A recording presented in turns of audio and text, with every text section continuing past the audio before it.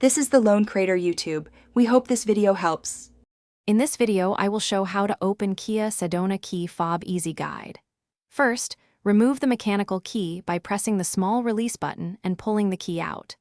Next, insert a thin flat tool into the seam and twist gently to separate the halves. Keep the circuit board and battery secure on a clean surface. Replace the battery with the proper size, then press the halves back together until they click and reinsert the mechanical key.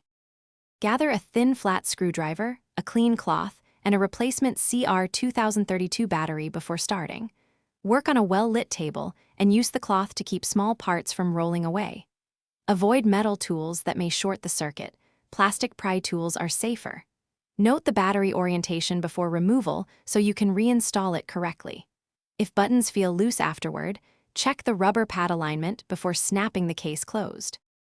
Quick ad break. If you are finding this video helpful, please subscribe and like to support more tips.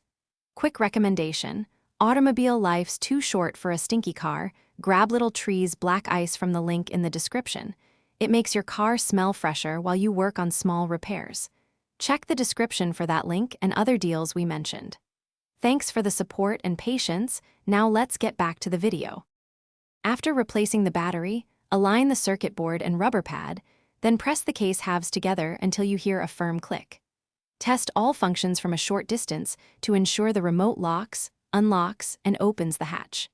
If the fob still fails, inspect for corrosion on battery contacts and clean with isopropyl alcohol.